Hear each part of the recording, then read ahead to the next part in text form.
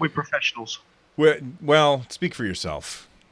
I'm flying by the seat of my pants. All right, I'm going to put on the. There you go, Spit Take again. Spit Take 2, the sequel. All right, well, while he's incapacitated, I'm going to put up the title card and I'm going to play the music, the intro music. So let's get going.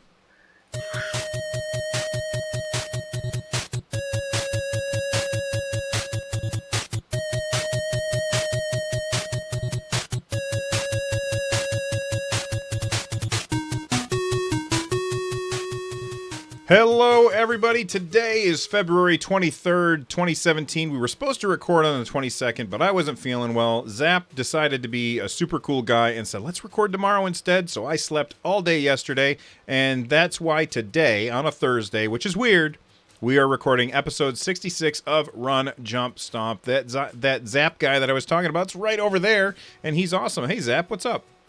Hey, buddy. I hope you sound like you're feeling better anyway. I am feeling a lot better. My throat still hurts a little, but I needed sleep because my throat kept me like awake all night the night before, and that's why I was feeling just about dead. It's never good. Never good. All right, today on the show, we are going to be talking about Final Fantasy VII Remake. Looks like it might have a turn-based system. We'll see. Let's talk Blizzard.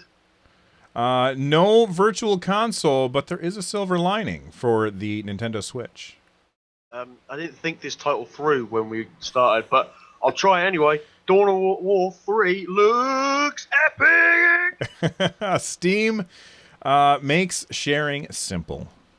And a shout out to Speakers Network. Those stories and more on this episode of Run, Jump, Stomp. Stick around.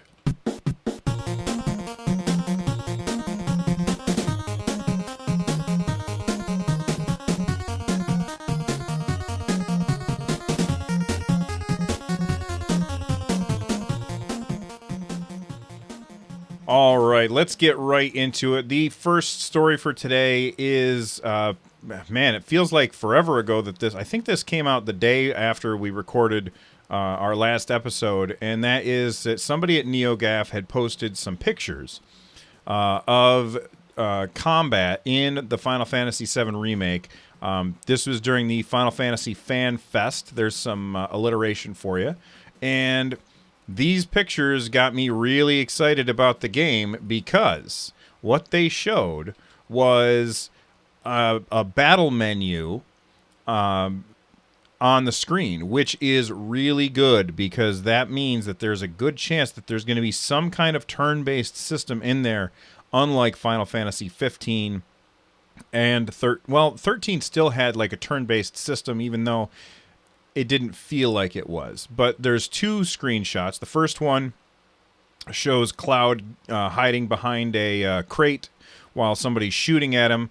I'm not sure if that's something that you control, like have Cloud hide behind a crate during your off chance, or maybe if that's just there for flavor, like that he's hiding back there to make the fact that these guys are shooting at each other a little more plausible and that nobody dies.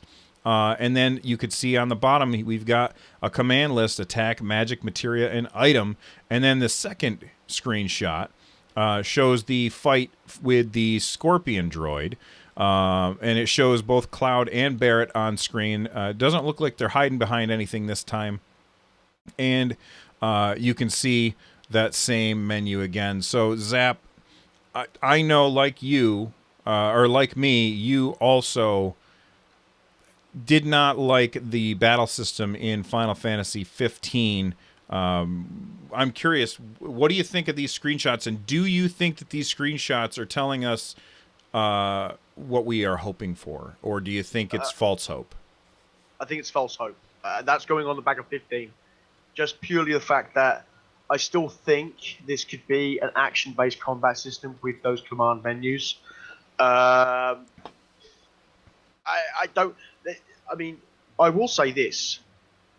Give me the game now, because it looks stunning.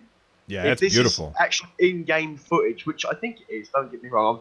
This is taken from the in-game. This looks incredible.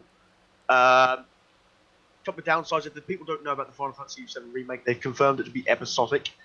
We don't even know when the first one's supposed to be released. Well, Hello. yeah, Like, they said that it's episodic and that they were taking that first city that you start in, which if you've never played it, you start the game in the city of Midgard and you're not there for very long and then no. you leave the city after a while and they said that the first episode is going to be a full-fledged game basically and it's going to be in Midgard. So kind of like it's not episodic. At least I don't think that it's episodic like when we think of the Like Walking Hitman was episodic. That you right had a or the new level. Walking Dead series. Yeah. Like that's a different type of episodic. I think that they're doing this kind of like Final Fantasy 13 where they had Final Fantasy 13 and then 13-2 and then Lightning Returns.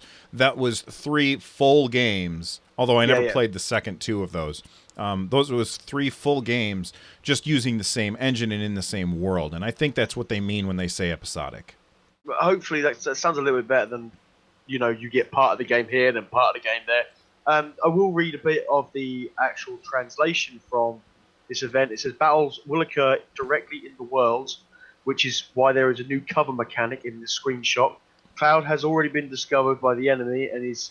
I think this is about the bottom screenshot, but it's actually possible to throw a preemptive attack from cover grenade to avoid full-blown confrontation. That sounds quite cool. That sounds real. So you can initiate a preemptive strike, which is quite a strong move in Final Fantasy. If people know the turn-based system well, if you get a preemptive strike, you got a chance to really do a lot of damage to your opponents very quick. Grenades are something we had to discuss during meetings. We thought about the enabling friendly fire. Now that would be cool, but ultimately decided against it. No, Because I'm glad that they don't have that. because it could make the game too hard for people who aren't used to or fond of first-person shooters. It is indeed an action game and won't be too violent because we don't want people to stop playing. Okay, that's cool. So it's, I mean, it looks great. Hopefully it ticks all the right boxes. I mean, I'm guessing we're going to see more at this year's E3. That's kind of my guess. I've been wrong lots of times in the past, and seeing as this is the big year for Final Fantasy, it's 30 is it 30 years this year? Final Fantasy? I think it's the big 30, Final Fantasy itself as a series. And Final Fantasy 7 was released. What year was Final Fantasy 7 released? I'm gonna guess. I think 1998, maybe, because I remember when it came out. I had a PlayStation, and and I was in the Army at the time. I was stationed in Hawaii, and that was pretty much all I did. Was my friends we would all bring our PlayStations over to each other's barracks rooms, and we would line our TVs up against the wall basically, and we would all sit there and play Final Fantasy multiplayer together because we were just kind of doing the same stuff at the same time. So we would get done with our shift at work, and then we would come home and play Final Fantasy for hours. And the only thing that pulled us away from Final Fantasy at that time was The Simpsons. We would stop playing to watch The Simpsons. So we would all pause our games. We'd turn The Simpsons on, watch that, and then we would unpause our games and continue playing. And we had an absolute blast. You were close. You were 1 year out. It was 1997, so it's 20 years old this year. 20 years old. It's actually gone 20. 31st of January 1997, Final Fantasy VII was released. So, this is the big year for Final Fantasy VII. So, if Square Enix could give us some serious stuff at E3, I will say this about E3. I want to see gameplay from this game. I don't want to see any more cinematics. I want to see gameplay. I want to see some footage. It could be 30 seconds. But I want to see gameplay of something. Where you can That's tell what I that want it's to not pre-rendered CGI stuff. Bingo. And that Yeah, it's I don't want real. cinematics. I don't want any of that. I want to see Cloud, Barrett, even if it's this scene that we got in the screenshot. Give me that as at E3. You know what I'd prefer to Otherwise- see? I'd prefer to see them doing it live with a PS4 up on stage and the guy's holding a controller playing it like that rather than pre-recorded stuff. I think that would be much cooler to see. Yeah, no, I completely agree. I mean, I don't think we'll get that, but at the same time, just give me some gameplay because I'm fed up with these big conventions. E3 is the biggest in the gaming industry, and 95% of the stuff are all cinematic I mean, my favorite developer, Hideo Kojima, is renowned for this. He's renowned for just giving you snippets of, cinematics rendered in-game engine. I hate that. And I even hate it when he does it. But yeah, I want this game. I want 7 Remake. I adore the Final Fantasy series, apart from a few of them. And this, please, be Square Enix. Just don't mess it up. I think that Square kind of dropped the ball with Final Fantasy VII Remake. What they announced it 3 years ago, or was it 2? 2 years ago. They shouldn't have said anything 2 years ago. They shouldn't have said anything last year. And this should be the first time that they have said anything about it. Not even now. Right now, agree. You and I would be talking about how come Square won't make Final Fantasy VII again. We all want to play that game, Yep. And everybody else is going to be talking about that. And then they would blow our minds at E3. Hey guys, we've got something for you. We've got a big surprise. Here you go. Because that's what they did. They surprised everybody a couple years ago, and we were all like, "Oh my God! Finally, we're all going to get exactly what we want." And we're working on it. I don't give a crap that you're working on it. Don't tell me about it until you're ready. The thing is, Bethesda did it right that year where they went, "Oh yeah, Fallout 4. Oh, it's released November." Mm-hmm. And if you want, today you can go out and you can play Fallout Shelter. And so they did it right. They gave their fans something absolutely brilliant, and then went, "Oh, by the way, Fallout 4, yeah, that game you want, it's out November. Away you go." Square didn't have. I'm looking at the E3 press notes from 2015, and Square Enix didn't really have a lot. They had I Am Setsuna, which I believe is a fantastic game. Just Cause 3. They had the Tomb Raider, but nothing that was gonna set the world alight. I think they did it because they wanted something just like a showstopper, and it did. It stopped everyone in their tracks. It stopped me. I was expecting, when they did the Final Fantasy segment, they did well in Final Fantasy, which I was like, that's a really cool game, and trust me, it's a fantastic game. I was like, okay, cool. And then they did the Hitman stuff and Deus Ex Mankind Divided. I was like, okay, that's cool. And then they did the remake. I was like, that was my reaction. I just sat there. I was just like, is this happening? Is this actually it? All right, take a breath. It was that. It was like when England beat Germany in football. I was like, he means soccer. That football. I just literally stunned, and I think that's what they needed. But I completely agree with you. This being the big year, the big 3-0 and the big 2-0 for Final Fantasy VII, they really should be doing it this year. They've got to do something this year at E3 because they didn't do much at the Fan Fest. They've got to do something at E3. So let's sit and wait. All right. Speaking of things that you might have to wait for, I have no idea. What's the next story about? It's a blizzard. I don't mean the weather. Oh, it's thank about God. blizzard. I am so done with the snow. Sorry, Snow. We've got a guy in chat named Snow. That's not who I'm talking about. I'm talking about that white stuff that falls out of the sky and ruins my day. Snow's just gone out the door. He's left. He's gone. Sorry, man. Anyway. All right. So, let's talk Blizzards. Probably one of our favourite companies between us. We both enjoy a lot of Blizzard games. And apparently one of the links won't work for me. Well, isn't that great? There we go. Way. So, first of all, World of Warcraft, Hearthstone, Heroes of Storm. Yeah, this is no surprise. Losing XP and Vista support. This is going to be a very quick bit about this bit because that is no surprise. A lot of Blizzard games are losing that XP and Vista support. They're losing what support? They're losing Windows XP. Oh, Windows XP and Vista. Okay. Yeah, and the Vista support. So, if you're still running a system on XP or Vista, get an upgrade.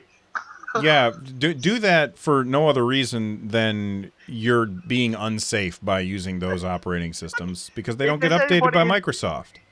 If there's anybody listening to this podcast, if you're still running Vista or XP, please let us know. Because that would be brilliant. I'd love to know if anybody out there is actually still running XP. I guarantee that there are many businesses out there that are still running it because it's too expensive to upgrade, and they are afraid of what the users will do when they upgrade. They'll upgrade Yeah. and then they'll get a million phone calls. I can't find the start button.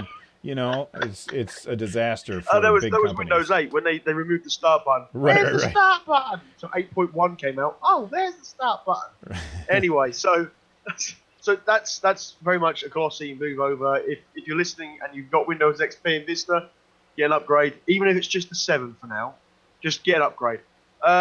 So the big story is I have a love affair with Hearthstone. Apparently, my cat's now going mental. Anyway, I have a love affair with Hearthstone, but they kind of just went as I poured myself away and removed the addiction of this from my life. They went, oh, by the way, this is coming out. Ooh, shiny. So we've got the Year of the Mammoth, which is free dust, ladder changes, loads of changes coming to Hearthstone. This is going to be kind of the key points to this whole article because about Blizzard, it really is mainly about Hearthstone. Can you stop for a second? Explain to the people who haven't played Hearthstone, like real quick, what dust is.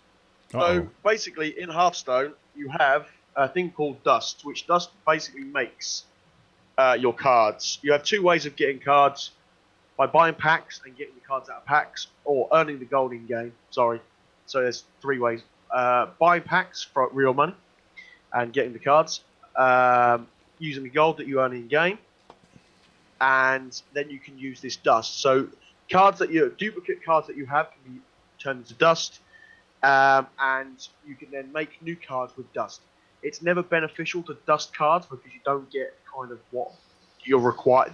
You don't get their value back. So a legendary, for example, will cost you 1,600 dust to make, but a legendary is only worth dusting for 400 dust. So it's kind of like if you've got multiple legendaries of the same legendary, then fine, because you only have one legendary. But at the same time, if you're looking to make new cards, it's never worth dusting legendaries. I've dusted loads of legendaries. I know that practice, but I still do it anyway.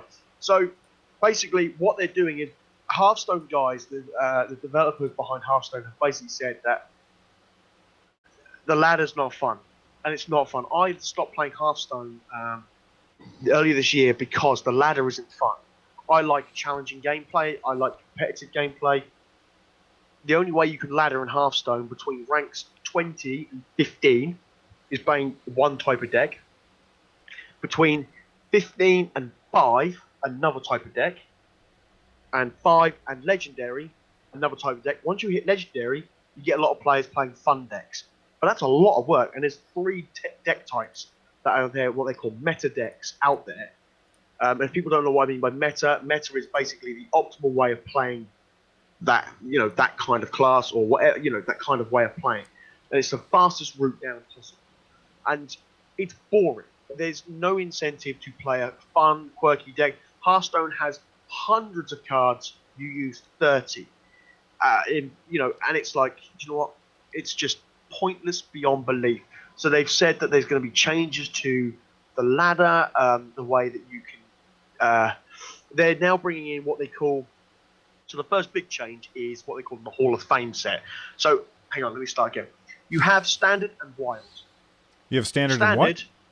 Standard and wild. So standard is their tournament and their main gameplay. So if you see the esports guys playing Hearthstone, they play standard.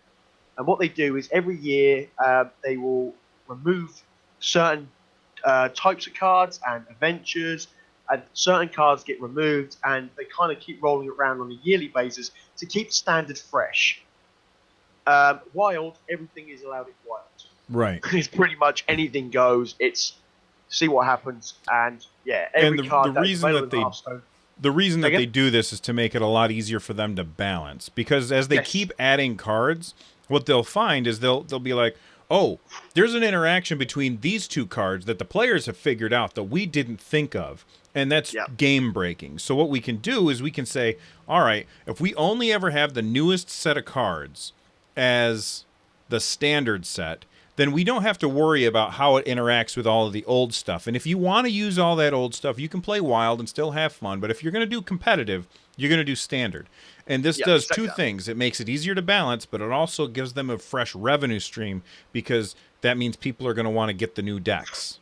Yeah, and I've got no problem with them making money. At the end of the day, they've got to make money, and Hearthstone is a free-to-play game. Yeah. Um, but essentially, also what they're also bringing is called the Hall of Fame, and the Hall of Fame will remove classic cards because what they said for standard, it'll be classics. So if you play Hearthstone, you have your classic cards, which can be used in any decks, and then you have your certain adventures and your expansion decks, which kind of are the new stuff. But with the classic cards, what was happening on Ladder is there was certain cards coming from classic being used in every single deck, and the guys over at Hearthstone basically went, well, "This isn't fun. There's no variety. There's nothing." So they've made the Hall of Fame, and this is for cards that are used in every single deck. So what this means is Blizzard will monitor decks moving forwards and go, right, okay, that's being used, Hall of Fame. We'll put them in the Hall of Fame, job done. They can be used in Wild all Job's they done. like. But at the same time, in Standard, you can no longer use them. And they've taken some pretty powerful cards. Ragnaros the Fire Lord, for one. So if you're a World of Warcraft player, you'll know who I'm talking about, because Hearthstone is based on the lore of World of Warcraft. Ragnaros the Fire Lord, which is a powerful card. Sylvanas Windrunner is also a very powerful card. Azure Drake's very powerful. These are all seen in decks all the time. And they gone straight to the Hall of Fame. Good move. Also, these cards that are being put in Hall of Fame, usually when Blizzard puts a nerf in, you get your dust back, the full value of the dust. So Ragnaros is a legendary. He's worth 1,600 dust. You can get that back. But what they're saying is, these cards will go into Hall of Fame, but we're going to give you the dust for free. Oh, that's nice. Oh, okay. So I've got two Ragnaroses. So wait, hold on a sec. If it's in the Hall of Fame, you can no longer use it in standard? No, that's it. They remove it from standard. Okay, so now that makes total sense. Yeah. So you can use it in Wild all you like. But what they're doing is basically saying, I don't know if they'll do it with Hall of Fame cards moving forwards, but with these ones that have been taken, if you have these cards, they will give you the dust for free. They won't make you dust the cards, because it's essentially a nerf. They're nerfing these cards, so they've been removed from standard. Their tournament scene into a Wild scene. Wild doesn't get played at tournaments. It's none of that. So when Blizzard do nerf the cards, you get your dust back, basically. You can dust the card for its full value. But they're giving you the dust for free. They're giving you, if you've got Ragnaros, if you have a golden Ragnaros, which looks amazing, if anybody has 2 minutes, just Google golden Ragnaros. It's such an amazing, the artwork on that card is incredible. And basically, you'll get 3,200 dust and keep you Ragnaros. Cheers, Blizzard. I like that. Yeah, that sounds really cool. Yeah, there'll be some nerfs to different cards, and it's just so much. There's so much more that I could talk about without babbling on. But go read if you're sitting there going, "Well, I'm a Hearthstone player. I've got something." Read the patch notes and read the stories that are in there, because there is so much. They're changing Arena. I don't play a lot of Arena, so I can't comment too much on the Arena scene. But I read this and went, I'm quite excited about this. The second thing is they're adding 490 new cards over the course of this year. Wow. 3 expansion packs, one in the spring when the Year of the Mammoth drops, or late winter, early spring. Then one in the summer and one towards the fall. 3 expansions. No adventures this year, but there's going to be PvE adventures tied with these expansions, which I don't think you have to pay for, which is good. So Blizzard are doing something good. Again, well done. And Hearthstone, thanks. I've been sucked right back in. There's a reason they're one of my favorite developers. They listen to the player base very well, and they put out product with a high level of polish. I don't play Hearthstone very often. I definitely don't play it on my computer. I play it on my iPad, and I have a lot of fun when I do that. And it's very well done. It's the perfect way to play it is on the iPad. It's absolutely fantastic. Yeah. You just get 15 minutes, you sit down, and you can play. The only thing that I wish that they would do, and I know that they'll never do it, is add asynchronous play to it, so that you and I could be in a match, and I could take my turn, and it would send you my turn, and then I could go on about my day, and then you're at work making bacon as you do, and you finish your job, you take out your phone, you're like, oh, look at that, Bill just made his move in Hearthstone, I'll make my move now, and it sends it to me, and oh shoot, well, I'm on the other side of the planet, so you know, I'm sleeping now or something. And so when I wake up, oh, look at that, Zap made his move. And I would play the game so much more if I could play like that, but I don't think Blizzard would ever do that. And I would absolutely dump a lot more money into Hearthstone if I could play like that. Yeah, I bet you still won't dump as much as I have. No, probably not. Speaking of places to dump money, there's one place that you're not going to be able to dump any money right away, and that is into the Virtual Console for Nintendo Switch. Nintendo revealed today, actually, that Virtual Console games will not be available on Nintendo Switch at launch. They said that they're going to share more information in the future. Now, this is really disappointing news to me. I am a huge fan of the Switch. I can't wait until I get mine next Friday. Next Friday! But we're not going to be playing any Virtual Console games at launch. However, I'm going to be pretty busy with Zelda anyway, so I don't think that I would have played any Virtual Console games at that point. There was a silver lining to it, though. They said in the very same press release that Fast RMX and Shovel Knight are both now going to be launch titles for the Switch. And actually, Shovel Knight will be getting it's got this brand new campaign that's coming to all of the platforms that it's out on, and it's going to be released on Switch first, which I thought was very interesting. I know that the guys at the Shovel Knight developers, I can't remember their name right now. Yacht Club Games. I know they're big fans of Nintendo stuff. And if you don't know what Fast RMX is, I want you to think of F-Zero, but not F-Zero. So it's basically, since Nintendo didn't make an F-Zero game, these guys made an F-Zero game, and they called it Fast RMX, and that's basically what it is. It's Wipeout. Yeah, it's like Wipeout, and that's basically what it is. And it looks like it's a lot of fun, and I'm looking forward to getting it. It was out on the Wii U, but there was only 13 million consoles on the Wii U, and so it didn't sell very well because there's only 13 million of them out there. So I think we're going to see this a lot. Lots of games that are going to come to the Switch that were on the Wii U, but nobody played because nobody had a Wii U. And I think that's going to do a lot of good for the Switch's launch. But anyway, what do you think about no Virtual Console at launch? I don't think that's a worry. Zelda, I mean, listen to the voice that comes from you. It's like a 6-year-old is jumping out of you when you even say the words Nintendo Switch and Zelda. Listen to the giggles that you're giving out right now because you just can't wait for next Friday. I know. No virtual. I mean, we've said this before, and I stand by this. If you're getting a Switch to play Virtual Console or something else and not Zelda, there's something wrong with you, seriously. So, yeah, I don't think there's too much of a worry.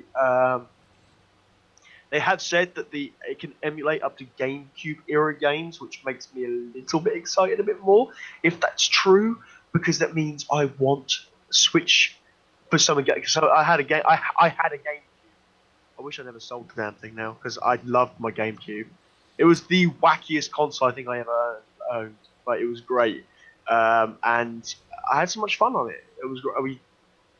I had 2 Nintendo consoles, 64 and a GameCube, and a SNES years ago. But the GameCube was cool. So yeah, let me.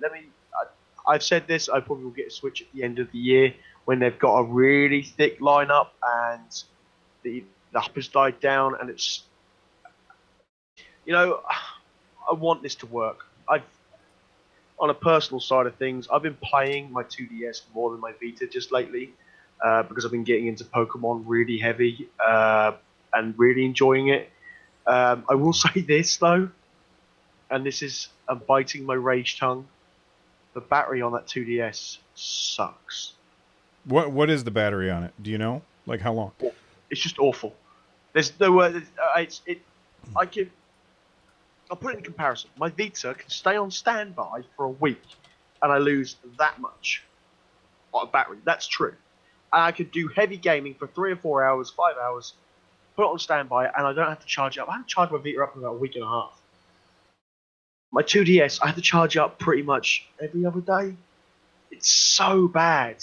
See, So I charge my 3DS every night. Like I just when I'm done with it at the end of the night, I just plug it in. I do the same thing with my phone. My wife does the same thing with her phone and with her watch and like with my iPad. So I just kind of have gotten into the habit of just plugging things in at the end of the day. You see, I quite with my Vita, I never used to. I could do Final Fantasy X for like 6 or 7 hours, put it on standby, and go to work next day in my lunch break, play another load of Final Fantasy for an hour. And that's quite a heavy game on a Vita on a handheld console, and to have literally no problems with the battery. I don't get it. That's my only fear for the Switch. I know you won't be using it handheld much, but I know a lot of people will. And Well, you just want the battery to be good, and hopefully, and I know they've got a different charger port. We've said all this before, but I still have my slight reservation about the battery in it. So, but that's just a personal thing. Nothing. you know, I was I'm not as worried about the battery as other people are, but even I had decided to do something about it, and this came from the other day.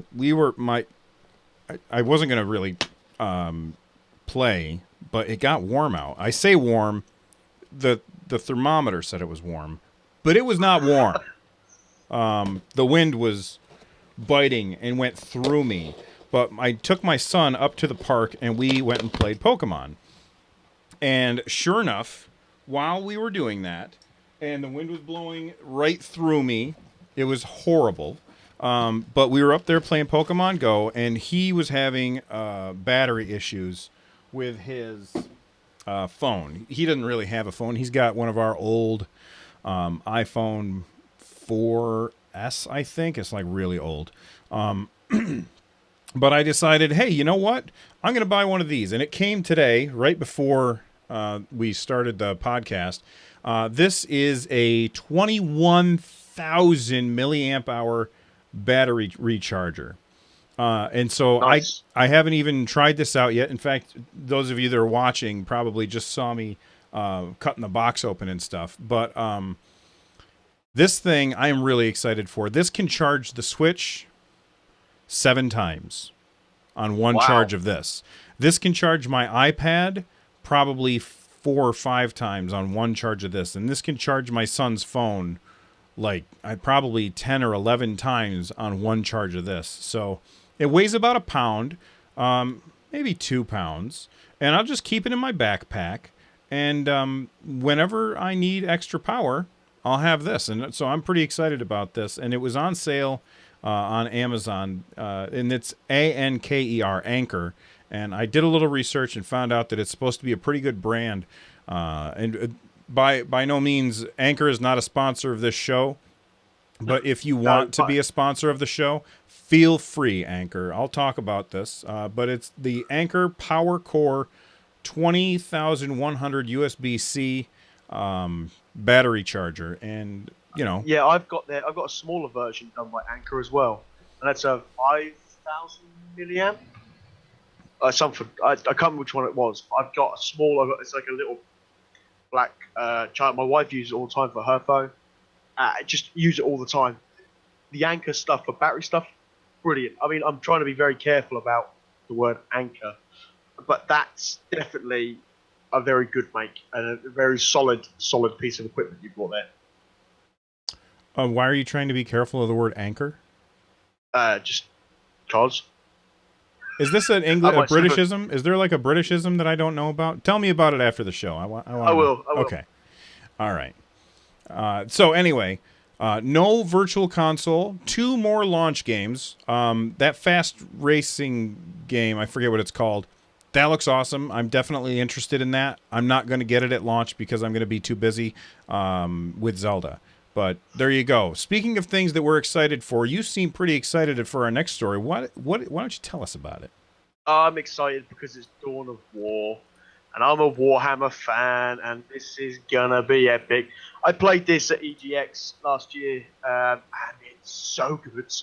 Like, it's real-time strategy. So if anybody doesn't know what I'm talking about, originally Dawn of War is based on the Warhammer 40k universe, which I got informed the other day by my mate, who will probably be listening to this tomorrow, that there is like 1,000 million different rules now for Warhammer compared to when I used to play the actual game, where I used to have the figures and I used to paint the figures and build the figures, and we used to battle them on a massive board years ago. It was incredible. So this is all about prophecy of war. It is a trailer. I know earlier I went on a little bit of a rant about trailers and stuff like that, but it just looks so good. It just looks so good. I want this in my life. Like now, the Dawn of War series itself was a very good story. Good. What's it? A very good RTS. Uh, Games Workshop themselves, the guys behind the Warhammer series, and they also did the Warhammer Fantasy series and a few other games. They kind of just shelled out their license. They kind of sold out and just gave it some really bad development, this, that, and the other, all that kind of stuff. And then all of a sudden, the guys who are making the Dawn of War series really are making such a really cool looking game. Dawn of War originally was done by THQ, I believe, and no one knew if there was going to be a Dawn of War 3. And last year at E3, they gave us a trailer, and it just looks so good. The gameplay looks really good. I mean, Yeah. I'm not a real-time strategy guy. It's not the genre that I'm ever have been good at. I feel like there's just too much crap on the screen for me to manage, and Yep. like you got to have a high APM. Pardon me, but the game looks beautiful, and I know that this is the like nobody is going to agree with me here. I wish it was a turn-based game because it looks like a really fun game. But that's not the kind of games that Dawn of War is. I just No. wish that they also had a turn-based version so that I could also enjoy this, because I know what would happen. I would go out, I would buy this, I would get all excited, and I would play for probably an hour and a half, and I would get frustrated, and I would rage out like Zap. He's Um, making a face. I don't rage. Anyway, I have heard a rumor, and I don't know if it is. I'm going to try and reach out to the guys at Sega and Relic. Relic, I have talked to 2 or 3 times before, so I might try and reach out to them. They're apparently making a turn-based version for Dawn of War 3, like a side where you choose point. Basically, the original Warhammer game, or the Warhammer 40k game, if you haven't played it, you have a point system to go to build your army, and apparently they're putting that in there. So very XCOM style if you played the multiplayer of that. So maybe there might be something there for you, but that's going to be like one game mode. So and Dawn of War tells a story and tells a story well. So I'm so excited. I'll just watch Really, you play it. really. Yeah, just watch me play it. I'm looking at playing the original 2, but it's not just that. The original 2 have been kept alive. If you check out Steam and you check out the Dawn of War, I'll check Dawn of War 2, the Retribution. You go to this community hub, and there's still over 1,000 people playing this game, and it's been out years. I can't even remember. I can't even think when it was released off the top of my head. But it's been out a long time, and there's a great modding scene as well. And 2011, this game was released, so 6 years, and there's still over 1,000 people playing it. That's pretty good going. Yeah, that's And good. there's a modded version as well, which adds new races, everything. So I adore this series, so I can't wait. Can't wait. Can't wait. All right. Well, speaking of things that you can't wait for, I keep doing this. There's things that we've been waiting for the Steam controller for a very long time. And finally, Valve has come through and given us a way to Halfway through? share. What's that? I said, No, what, no, no, no, halfway no, through? no, no. This is, listen, you're a jerk. You know what? Before we go any further, first off, Don't do Zap that. has not played I knew it. Half-Life at all. No Half-Life games. And he is required by law to try out Half-Life 1. And I want him to stream it. And I want him to stream it in the blind category because there's going to be nobody out there who has... There's not going to be any other streamers out there who have not played Half-Life and are streaming it. You're going to get some people watching you, and you're going to have a lot of fun because those games are amazing. And then when you get to Half-Life 2, and then Half-Life 2 Episode 1 and Half-Life 2 Episode 2, and then when you get to the end of Half-Life 2 Episode 2, and you're like, all right, I'm ready for the next one, and there isn't a next one, I just want to see your face when you get that disappointment. So, you're a jerk!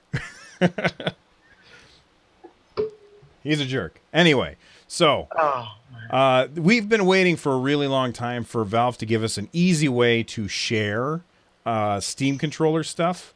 So you make this awesome configuration, and then you upload it, and then people might be able to find it, maybe. And then they sorted it by how many people are using it, but that never really worked very well. So finally, they have added a controller config preview, and this is in the Steam Client beta. When importing a configuration, it now will be previewed first, and then it can be accepted or backed out of without applying the configuration. So you can just try out how things work in the preview without actually loading it into game, because if you load it in the game, you lose your old setup. So that would be a problem. So you can preview. They also added Steam controller configuration links. When browsing configuration, a link can now be copied to the clipboard by pressing the Start button or Control-C. Following this Steam link will show the configuration, and it can be optionally applied to the game it corresponds. So if I come up with a cool setup using my Steam controller, the most configurable input device there is, I think.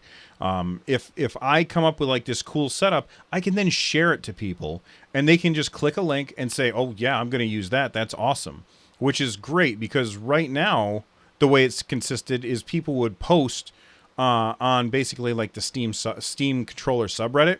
I've got this awesome setup for, I don't know, game X. And then what I would do is I would open up screenshot of their setup, and then I would kind of copy it, and it would take me a while, and it was a terrible way to do it. So now they've got a good way to do that.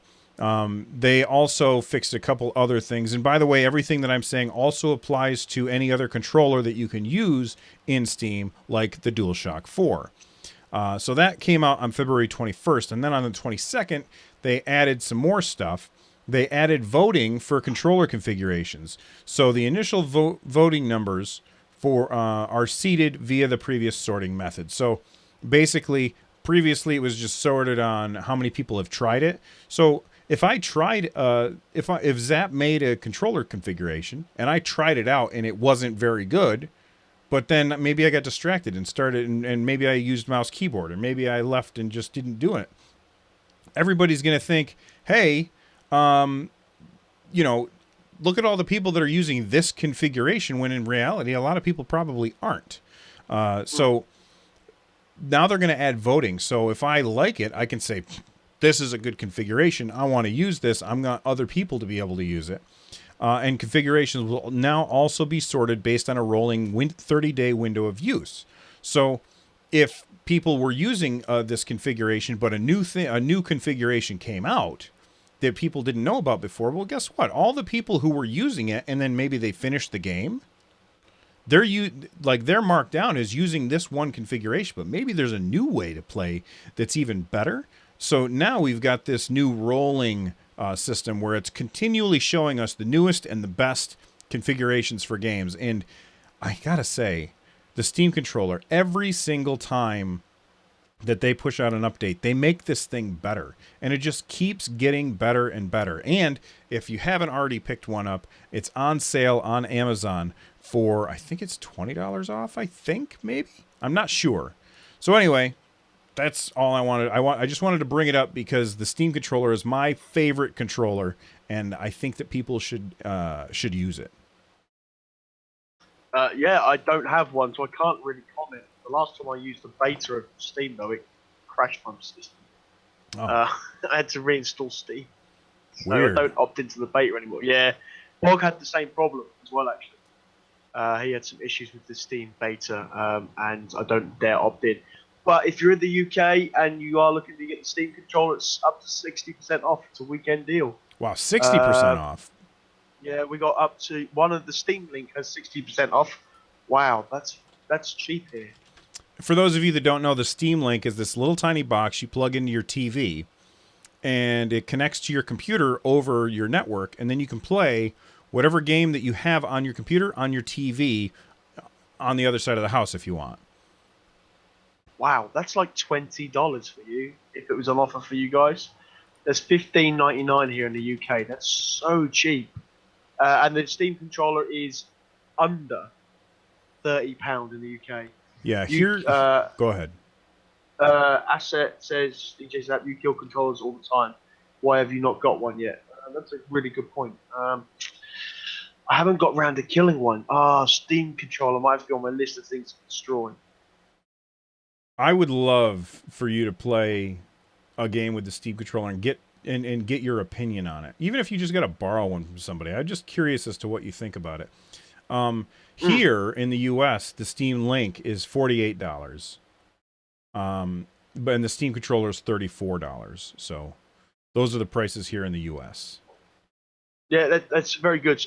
Compared to, for instance, the DualShock 4 in the UK will cost you £50. You know, and they're only now bringing the ability for you to use those controllers with Steam, and you know that's a very good option for a controller under £30. Wow, that's good. That's good. But the Steam Link, I'm really tempted by the Steam Link.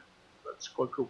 I really like the Steam Link. I don't use it as much as I thought that I would, but it's a really, I mean, for $20, that's a steal. Or not $20, £20. What's that, like $30? It's less than that.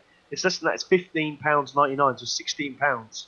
Oh, that's a no-brainer. If you've got the money, definitely spend it on the Steam Link. If for no other reason, then you can sit there in, like, do you have a TV in your bedroom? Yeah. So then you can play a game, a controller-based game, you know, just sitting there on your bed after the kids are gone to bed or whatever, or you can play it wherever. I think it's a good deal. That's really cool. That's amazing. Plus, so, if you load your emulated NES games into Steam, then you have those. I don't know what he's pointing at. He's pointing at a box. Is that your Raspberry Pi? Yeah? Okay, he's shaking his head yes. Oh, that's cool, though. All right, so let's... there you go. Steam controller. It's a great controller. Go out and buy it if you don't have one, if you're interested. What's the next story? It's more of a shout-out, really. These... I believe myself and you have been playing a little game called Final Fantasy XIV, Heavensward. Yes, I was playing it right before the stream started. Yeah, I logged in, did a couple of quests, and logged out again. That game is horribly addictive in, like, the best way. It's an MMO that, for me, so I'm talking about Final Fantasy first, 14, that I don't like the combat in these MMOs traditionally. This tab-based. I'm not used to it. My first MMO was Guild Wars 2. So for me, it was a bit like, well, okay, cool. And then it's like, well, it's a Final Fantasy game. It's got the name. I've got to give this a go. Picked it up ages ago. I've been on and off, and then recently got back into it. One of my favorite MMOs out there, and there's a YouTube channel called Speakers Network, and what they've done is anybody who didn't play it through 1.0, if people don't know what I'm about to say, is Final Fantasy's gone through a slight change. It went through adulthood, if you like, where it was awful in 1.0. 1.0 to 2.0, this Final Fantasy Realm Reborn wasn't great. It had a lot of problems, and I didn't know the story fully. I understood some of it, but I didn't know the story fully. And Speakers Network have done a 5-part series called The Fall and Rise of Final Fantasy: A Realm Reborn. Basically, what I'm saying is go out and watch these 5 episodes. I watched them back to back, and it is so good. And they give you everything, like from the release, the pre-release, and what they did, and everything that they did wrong, just the whole lot, and up to the point where it all went right, and they got the new developing team on. So for me, it was well worth learning about the history of this game that I've invested in. Guild Wars 2, I've played since pretty much launch. I understand it, I know it.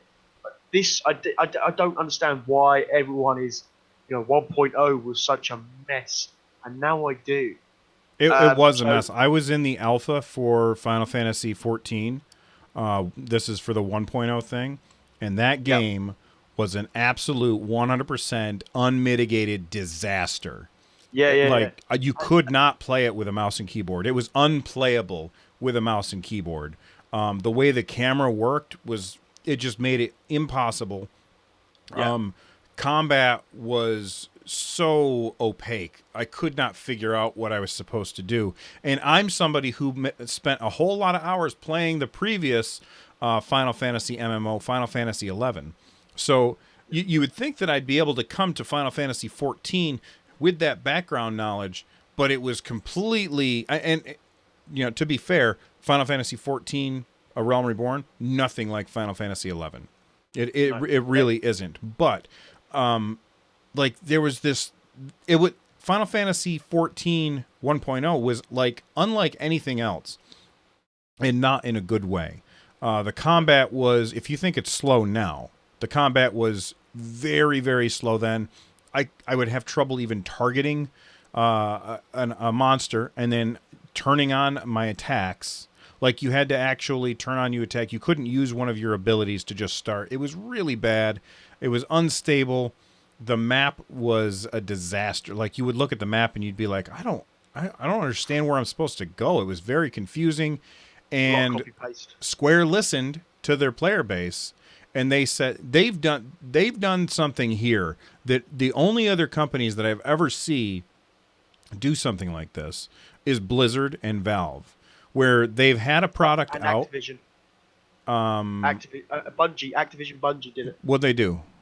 And Ubisoft. They redid Destiny.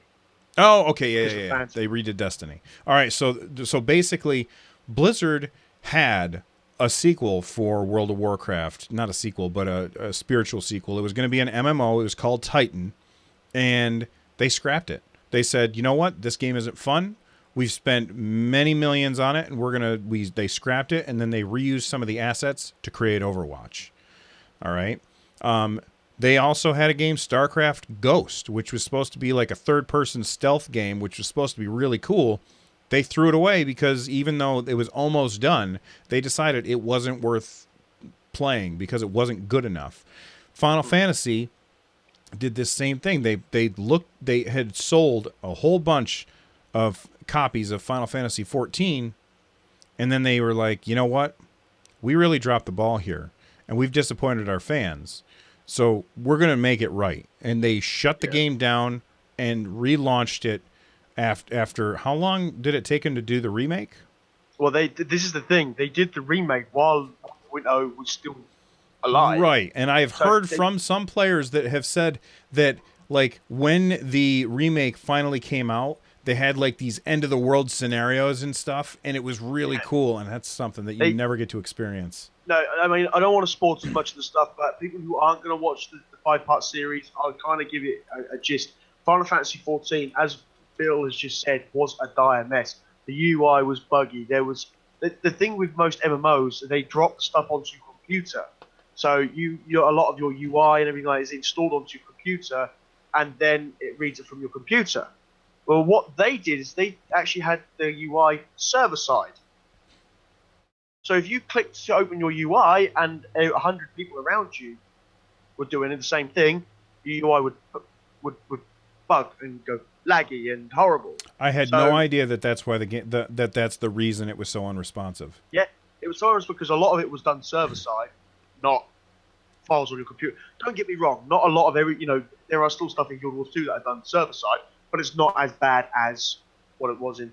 And they reckon there was what they called the biggest monster in Final Fantasy 1.0 was flower pots. Yeah, yeah, I remember there were flower pots all over the place. Yeah, They were and everywhere. they reckon these flower pots had 1,000 polygons in them, right? Which were the same as a character. And there was groups of 8 in them in sections. These videos were telling me. So you'd walk past basically 8 characters. And So the it's game like- had to render all that stuff.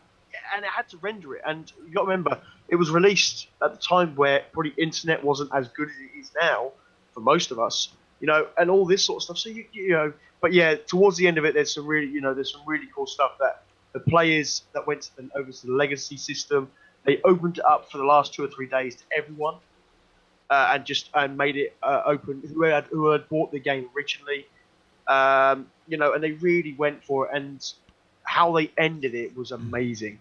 I won't spoil that. Go watch that. I'm going to watch this on the Dreadmill. Yeah, you've got to, because it's such a great series.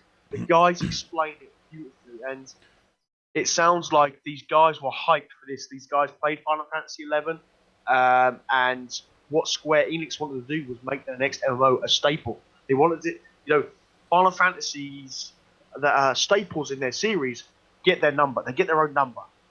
Final Fantasy 7, 8, 9, 2, 3, whatever. They all get their own number. And they didn't want to make a Final Fantasy 11-2. They wanted to make a new staple in the Final Fantasy series.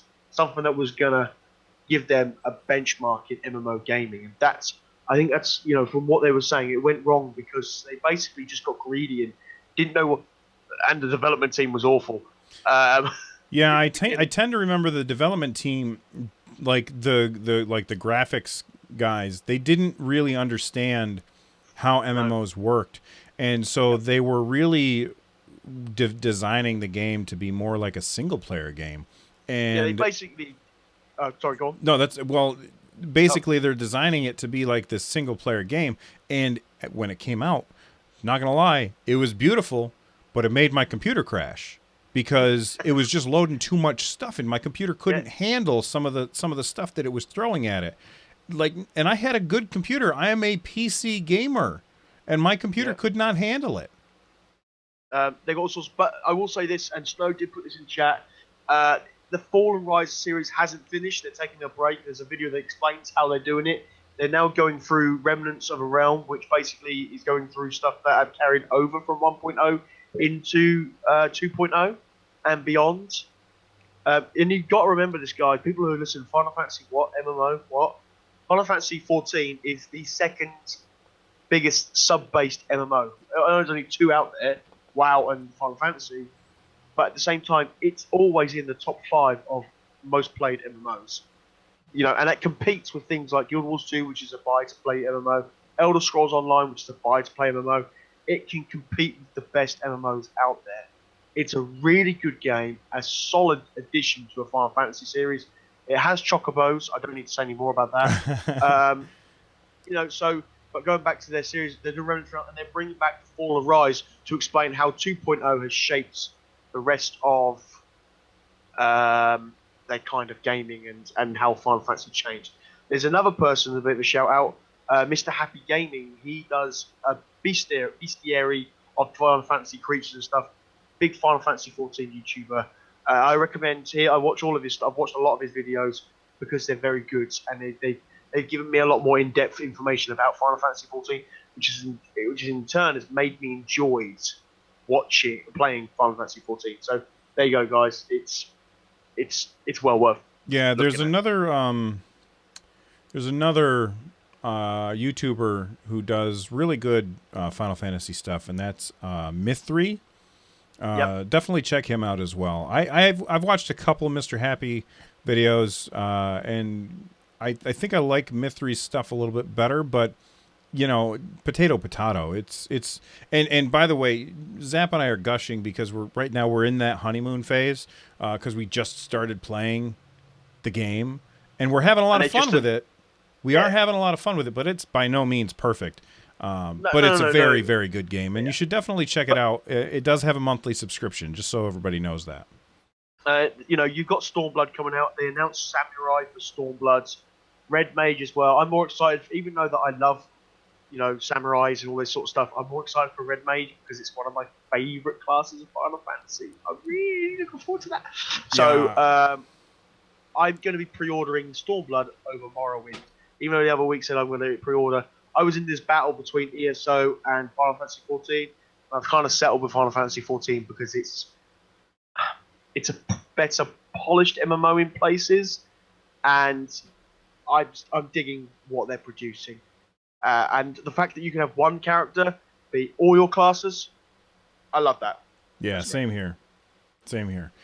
All right, well, that's it for the headlines. Let's go ahead and move on to the lightning round. This is where we try and not talk quite as long about each topic. The first topic today is Gabe Newell, who is affectionately known as Gaben. Uh, he is the CEO of Valve, and he had a very interesting quote when talking to Business Insider. He said, "You know what? Let me find the exact quote. I don't want to paraphrase it. He says, "We think VR, in this case, they're talking about the HTC Vive, which is the virtual reality thing that goes with Steam that they're working on. They partnered with HTC for that. He said, "We think VR is going great. It's going in a way that's consistent with our expectations." And then he said, "We're also pretty comfortable with the idea that it can turn out to be a complete failure." And a lot of people kind of latched onto that, and they're like, "Wait, what? They think that it's going to fail?" I don't think that that's what he's saying. He went on to say that Vive is the most expensive device on the market. It's barely capable of doing a marginally adequate job of delivering a VR experience. Let's take that quote apart. Vive is the most expensive device on the market. Yep, that's true. It's barely capable of doing a marginally adequate job of delivering a VR experience. So what he's saying here is even the best is not giving us what we really want to have. And I haven't personally used the Oculus Rift, the HTC Vive, the PSVR. I haven't used any of those. I know that Zap has used the Oculus Rift, right?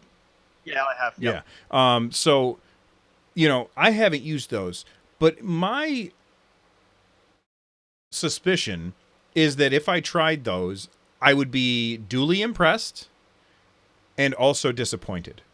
And that's because I think that it's too early in the life. And a very analogous example that I think works is the iPhone 1. When the first iPhone came out, you looked at that thing and that thing was, you knew that it was a game changer, but it was not ready. And it wasn't ready for years.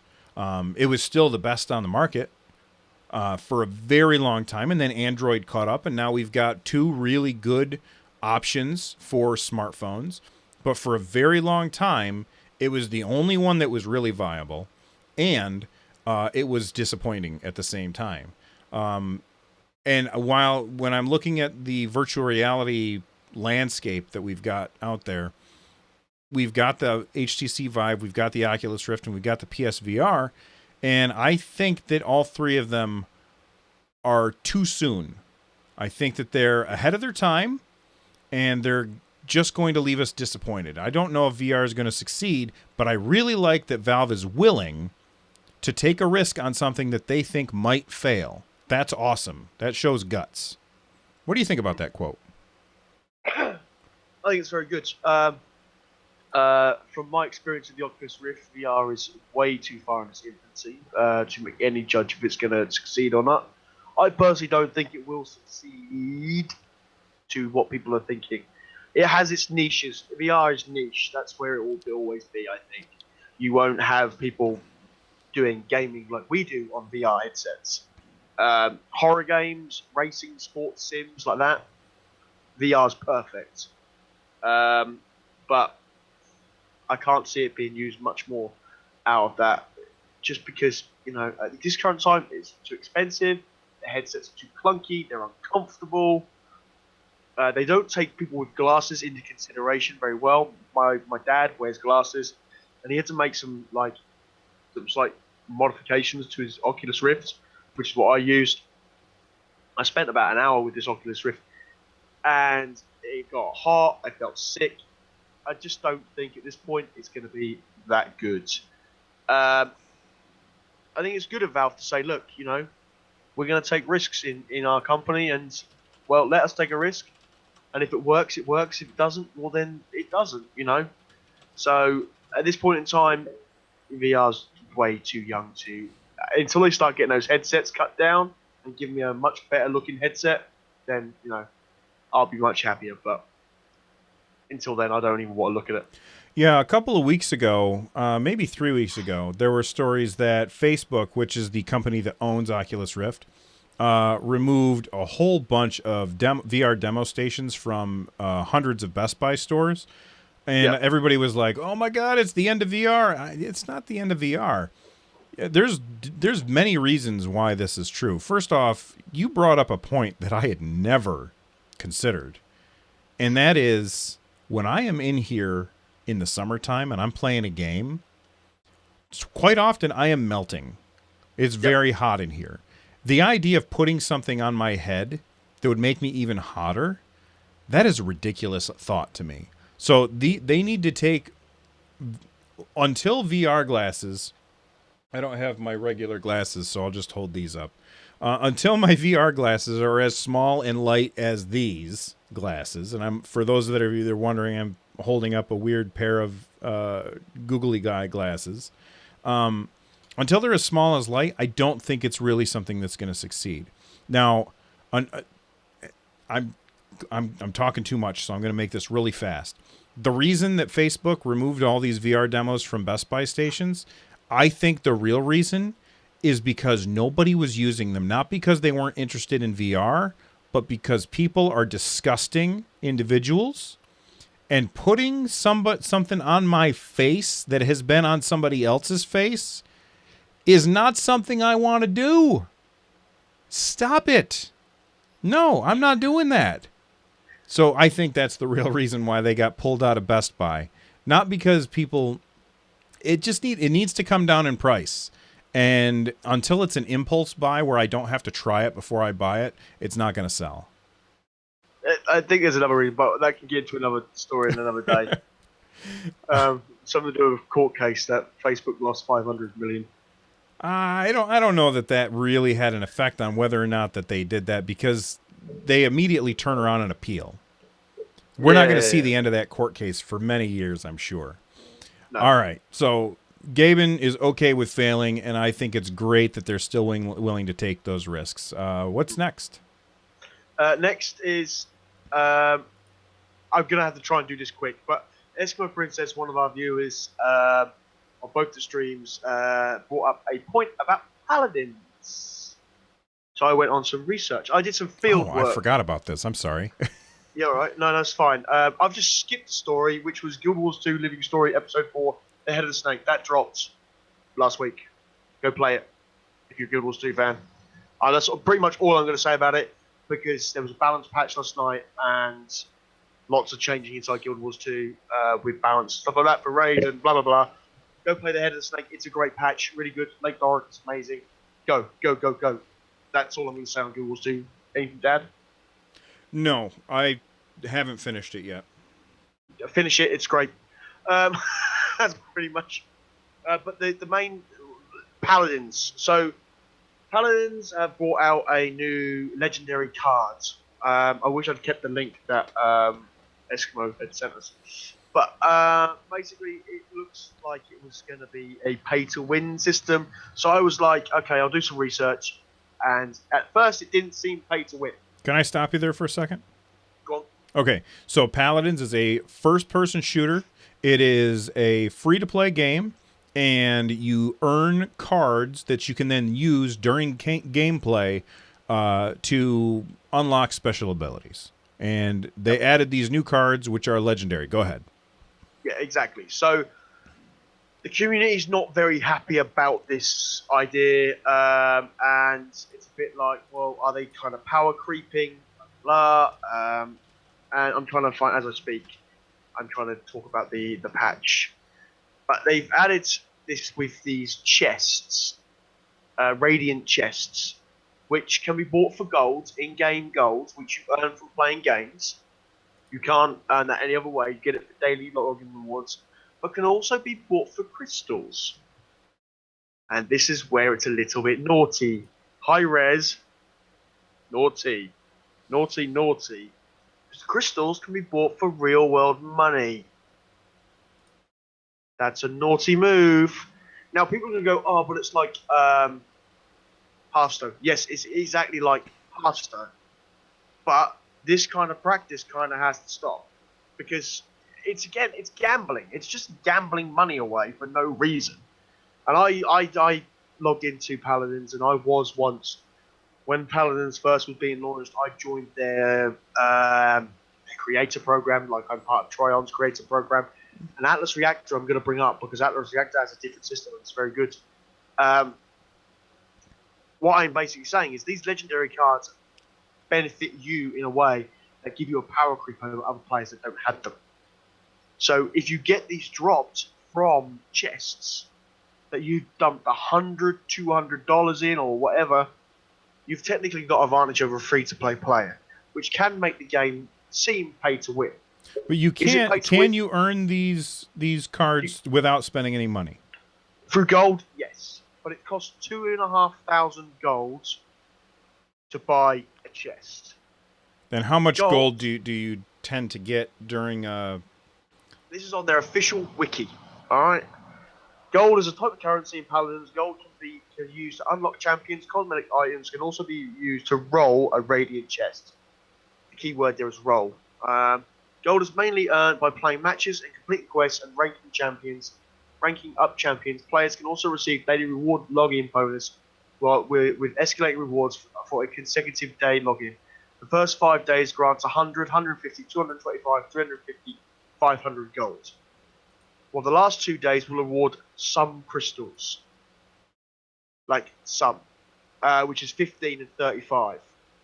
So you have to wait a whole week to be able to use 35 crystals on a chest.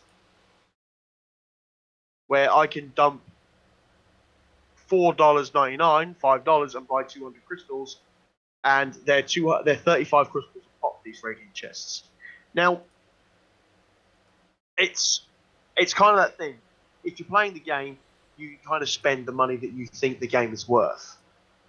But why do game developers keep thinking it's okay to give me two options? And I know from playing some Paladins, you don't earn over a lot of gold from playing matches. It's not like you're just given 1,000 golds, you know.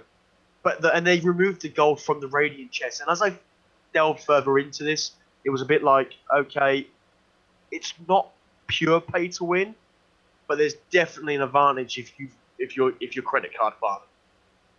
It's the same with Hearthstone. Hearthstone has the same problem, but the way Hearthstone have eliminated that is by using standard and wild. They've managed to cut up there. Yeah, you've still got to buy stuff, but hopefully with the Year of the Mammoth, they'll make it even better for people who aren't paying so much to bring. And the rewards in Hearthstone are better than they ever have been. You get more gold, you can earn more card packs through just playing the game. It's better than it has been for years. I'm a little bit on the fence. I really am. I don't. If you're gonna give me gold, just let me earn it for gold. Let me pay money for cosmetics, skins that don't do anything. Stop doing this, please. The other game, Warframe, has legendary mods. They're called Rivet mods. You can only earn these by running sorties, which is like their daily level 30 missions. They're the high-end missions. And they're based on an RNG chance. But because it's a cooperative game, it doesn't affect any gameplay against anyone. It doesn't give you a power creep. But I like that. That gives me a reason to run sorties pretty much every day. It gives me a reason to log in. That's fine. Again, Warframe has what they call fashion frame. You pay money to make your frames look good. If you don't pay any money, then your frame looks horrible, but you don't have a disadvantage over me. No, There's this sorry, there's this book that I read a long time ago. Well, maybe not that long ago. I'm not sure. I think it was called Snowblind, and the book was about. It was actually about this fictional MMO, right? And or no, Snow Crash is what it was called. Snow Crash. Definitely check it out. Fantastic book. But it was about this fictional MMO, and it was free to play. Everybody could play. But if you didn't have any money when you went to play it, when you logged in, and basically the whole world played this game, right.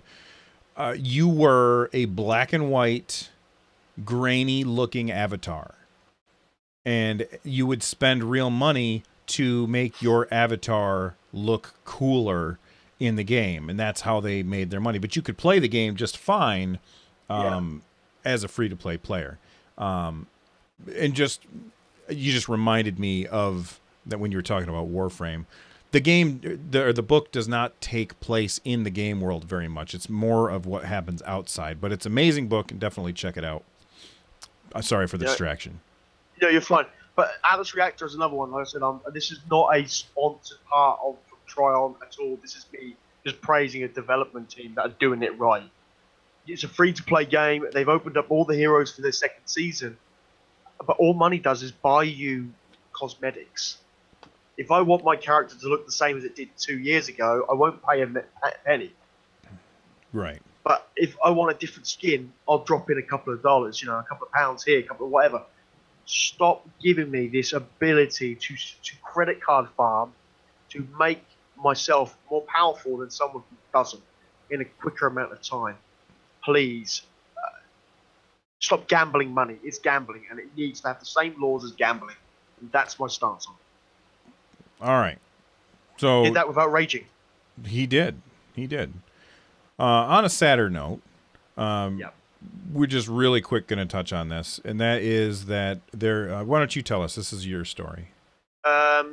Video game player mysteriously dies in the middle of a 24-hour live stream. So first of all, I want to say that my deepest condolences goes out to family, friends of this streamer. I don't agree with most of this article that apparently the health and stuff, because that's a different story. That's medical stuff. I don't get involved in that. That's a completely different story that I'm not going to touch on. But what this is about is the fact that I want to send out my deepest respects to his family, friends. That he basically 22 hours into the stream, he went for a cigarette and then didn't return to the computer. Obviously, they were not sure what's happened, and fans later discovered that he'd collapsed and died while away from the stream. So, on a sad note, it's kind of my respects to the guy who, I believe he was doing a 24-hour, he was doing a 24-hour challenge for Make-A-Wish Foundation. So, it's such a sad story when you lose someone in a community like that. So it's pretty much my deepest condolences go out to his family and friends. Yeah, it's pretty awful that they have to go through this. There has been many gamers who have died playing games, especially doing these extremely long sessions. I've seen many stories about it. Guys, if you are playing a game for that long, you gotta get up and you gotta stretch and you're gonna get a blood clot that's gonna move into your brain. There's so many. You just gotta take care of yourself, and your health is very, very important, and it's more important than your video games. So it sucks that this guy died, and it's very, very sad. And I just hope that people can learn to take. I hope that people can use this to learn to take better care of themselves. Apparently, it's been an update, and he died due to heart complications from severe sleep deprivation. Yeah, that's what some people have said. Right. I don't know if that's actually been confirmed or not. So, but as Run Jump says, get up, stretch, drink plenty of water, and keep healthy if you're playing computer games. As simple as that. Yeah. All right, we are on to the part of the show where we do the game off. This is where Zap and I both try and convince you to check out a game. I I've actually think that forgotten what I put. we didn't put in last week's. I never saved last week's poll, so I have no That's idea. because you were scared you were going to lose. I have no idea what it was. Um, Well, I don't have the link anyway. We'll never know what happened. But last week, Zap and I both told you to go play a game, and some of you agreed with Zap, and some of you agreed with me, and we're never going to know what happened. and I won. That's Sure, Zap basically, won. Basically, what we're saying is Bill deleted it before the show. Any recognition of this poll, and man, it's conspiracy, guys. He's out to get me. I am. It's true. I am out to get Zap. I've been working at this for a long. This is the long con. I invited him onto the podcast just so that I could get him. So let's talk about this week's poll. This week we each chose a game, and we're going to take a couple minutes to talk I chose about. Mordor. That's right. I chose Mordor. Oh, that's right. You did. Yeah, you chose Shadows of Mordor, and I have no idea what I picked. It's okay. It doesn't matter. No, that's gonna bug me so bad. Well, I'm sure that somebody will remember and they'll tell us. But this week, Please. I chose Shovel Knight. If you have not yet played Shovel Knight, you absolutely should. Let me find some footage of it. It is a game that has been made by Yacht Club Games. It's on just about every system that you can imagine. And basically, imagine that gaming technology had never moved forward from the 1980s, and Yacht Club Games made a game back then, or maybe we made it a time machine and traveled back to 1985 or probably 1990, because this is really more of a 16-bit era game, it looks like, and we've gone back in time and grabbed this game and brought it forward for us to play, and that's Shovel Knight. And Shovel Knight is this platformer. You are the Shovel Knight, and your shovel is like this pogo stick that you can use to attack your foes. Fantastic game. It's had a couple of expansions. It's about to get more expansions that are going to be updated for free on whatever platform you get it on, and it is on many platforms. From the 3DS to the Wii U to the PS4, the PS Vita. I think it's on PC. I think it might even be on Mac. And it's just all over the place. And Yacht Club Games deserves your support. So check out Shovel Knight. If you have not played it, it is incredibly fun. And I need to get back into this game, but I got distracted by too many shiny things. All right, Zap. It is good. I bought it on the Vita. Yeah, it's great on the move. It's really good on the move. Chaz in chat says that that I'm repeating pick. Did I pick this before? I don't know. Let's check the. We have a spreadsheet. We threw it away last year, though. Yeah, so it's fine. We threw that away last year, so we're starting afresh this year, guys. We should have said that at the beginning. Okay. All right. What did you pick? I picked an amazing game, and this may have even been picked before, actually, as well, but I don't think I have. Ooh, I think I picked it before, but that's okay. I think I've just opened my Battle.net. That was silly. Ready for everything to crash. I've picked Bastion. So, Bastion, if you haven't played this game, it's another one of those games that is just epic. It's beautiful art style. Warner Brothers gets another game right. Not that they've got many things right. Batman vs Superman. And it's just an absolute stunning game. And the voiceover in this game is incredible. And I need to finish it. I need to play it. I think it's incredible. Overwhelmingly positive with nearly 22,000 reviews on Steam. That says it all for Bastion. They made Transistor as well. These guys made a really great game. But the narration in Bastion is probably the stand out point of Bastion. It's incredible, so good, and it's just a beautiful looking game. And yeah, I picked Bastion, so go enjoy it. And for those of you who are unaware, Bastion the narration that Zap is talking about, basically there's a narrator who is voiced, he's kind of got like a gravelly cowboy sounding voice. And sorry, I got a catch in my throat. But basically, the way that the narration works is he is telling you what you're doing as you're doing it. So at the beginning, the hero, pick up your sword or whatever it is, and he's like, the kid picks up his sword and he puts it in the sheath, and then he falls off. You know, if you fall off the edge of the thing, he goes, and then he falls, but that ain't what really happened, and he brings him back. And it's just really cool the way that they've integrated the narration into the game. So definitely check that out. And by the way, ladies, that part was for you. Run, jump, deep and sexy. That was really terrible. All right, so why don't you tell us about your wish-listed game while I get the poll ready? Yeah, make sure you do it this week. Before we do, I just have, for anybody who doesn't know, I have a word that Run Jump must say. And it's in chat now. Flegbra. Oh, we got one! Yes! That's one! I will do one after wish listed. I better find a harder one than that. He got one. Flegbra. That is correct. There we go. Man, he's on to us. There you go. All right, so my wish listed is Oxygen Not Included. Okay, let me click on the Steam link. Everyone's a little bit like, what? If the Steam link works. It works. Start talking. Woo.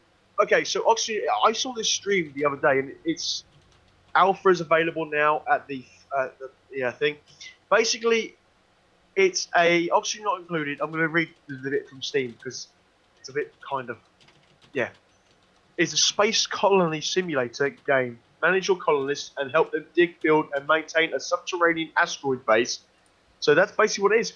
And you've got oxygen to maintain, and monsters and everything that is just really, really looks really cool. It's a base building 2D survival simulator thing. Art style looks amazing. I really want this game. This looks so much fun. I like that it's from you can tell from the art style that it's from the guys who made Don't Starve. Yep. It's that kind of thing, and I'm going to try and get involved in the alpha, and I want to give it a go, because that just looks so cool. Yeah, it looks so cool. Oxygen Not Included. That's very cool. That's cool. That's going to be added on my wish list as well. Yeah, it's on my wish list, and I just think that it's one of those games that it'll probably blow up. You know, you'll get people like Total Biscuit. They'll do it justice as well, and I want to get involved in this because it just looks so cool. All right, so the game that I'm adding to my wish list is, and actually I saw the show notes. It was funny. We had both added this as our wish listed thing this week, but you changed it because I added this to mine or something. Yeah, well, there was no. You were going to talk about it, and I was only going to agree. So. Exactly. Yeah. So that is Final Fantasy XIV Stormblood. That is the second expansion to Final Fantasy XIV. That's the wrong camera. And this game, I'm very much looking forward to. It adds the Red Mage. I played a Red Mage in Final Fantasy XI. It adds the Samurai. My son has already made his samurai character, and he's very excited. He will not stop talking about the samurai, and the game looks fantastic, and I'm very much looking forward to it. I'm not pre-ordering it yet because I have not gotten to Heavensward, and I've already have Heavensward, so I figure I'm going to wait and make sure that I stick with the game before I buy it. But when it does come out, if I am of sufficient level to play it, then I will get it. That means I'm going to miss out on some pre-order bonuses, but that's fine. The game looks like an incredible addition to an already fantastic game. So that's why I added Final Fantasy XIV to my wish list. It's on mine as well, so I may pre-order it because I'm just digging this. The only thing that will stop me is if ArenaNet go, oh, by the way, there's an expansion for Guild Wars 2 coming out this year. Not that that will happen, but if they went, oh, here's an expansion for Guild Wars. When did Heart of Thorns come out? Heart of Thorns came out 2 years ago. 2015, yeah. Okay. And when do they do when do they do their? Do they have like a yearly thing, or do they only do that once in a while? No, what like a press conference at a big convention? Yeah, yeah, yeah.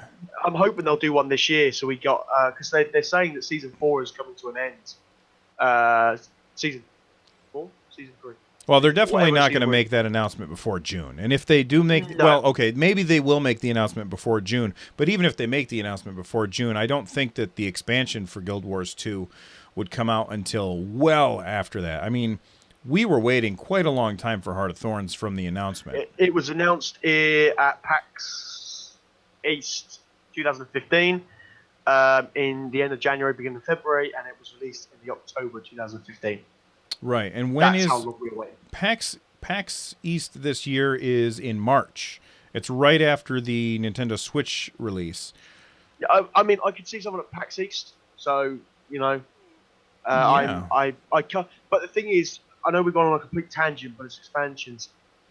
ArenaNet still have some stuff from the promise of Heart of Thorns, the rest of the legendary weapons and things like that. Now they're releasing them. I'm not getting on their back. Don't think this is me going pitchforks. No, this is me saying that it would be stupid of them to release an expansion before the new legendaries were released, and they shouldn't sell another expansion on a promise of legendaries or stuff like that. That's just my personal opinion on it. Heart of Thorns is a fantastic expansion now, once they did their fixes last April, like 3 or 4 months after it was released. And the story has been amazing ever since. But there are some things that I want ArenaNet to release and give us before I get anything. And Legendary Armor is another one. They've got Legendary Armor to give us as well. So we'll see. We will see. Going back to Stormblood, this is well and truly on my list. I will be buying it. I'm like you. Heaven's Sword content hasn't even been touched yet. So, you know, it's like, and I don't think I'll get this straight away because I think it'll be quite hard on the servers and stuff. I don't know. I might be wrong there. We'll see. Yeah. And as far, I'm thinking about Guild Wars 2. And of course, this is a rabbit hole, but we can go ahead and go down the rabbit hole and talk about this a little bit. Is that I don't think that they'll make an announcement at PAX East this year because I can't find who said it. I think maybe Darian said that they don't see him making an announcement before the end of season 3, and we're on season 3, episode 4, right? Yep. Okay, so I think that they said that there's one more episode, right? There's definitely one more, maybe 2. Okay, so and they've been doing these every 2 months. So if season Head of the Snake just came out, then what we're going to see is that what I think will probably happen is they've been about every 2 months with the release of their episodes. Yep. So we've probably got 6 more months before they're done with that. Yeah, of course.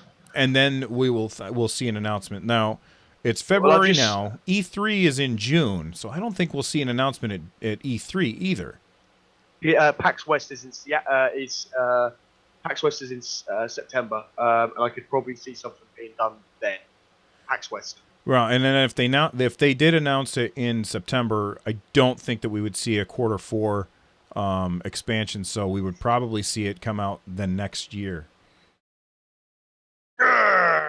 Anyway, Asset just put in chat our last week's poll. Oh, cool. And you won, I guess? Yep. 4 votes to... You did Ziggurat. Oh, Ziggurat. That's right. Okay. Yeah, Shadow Mordor kicked your butt. Fair enough. All right. Well, anyway, that in right now we are tied. As of right now, 4:34 p.m. U.S. Eastern, the only time zone that matters. We are tied 50-50 on the votes. So if you want to let us know which game should win, Shovel Knight or Bastion, both fantastic indie games, get in there, vote, let us know. Both Zap and I are going to tweet this out, the link, and that way we won't lose it this time, or I won't lose it this time. It's all my fault. But anyway, that's it for the show this week. So thank you so much. If you guys want to be really awesome and support the show, you can do so with a review on iTunes. 5 stars is preferable, but hey, tell us what you think. Give us your honest opinion.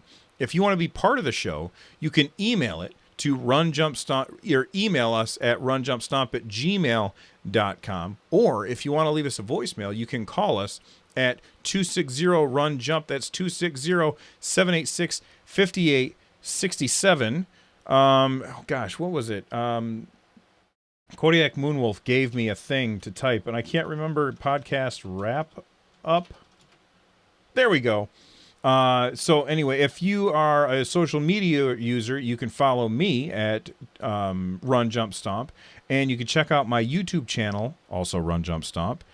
Zap, why don't you tell us a little bit about you, man? You can find me on Twitch at DJ Zap, and YouTube is at Django Zap, and Twitter DJ Zap. There you go. All right. So anyway, it was a good show, and we will see you guys next time. And I'm gonna play different music so it doesn't mess up this time.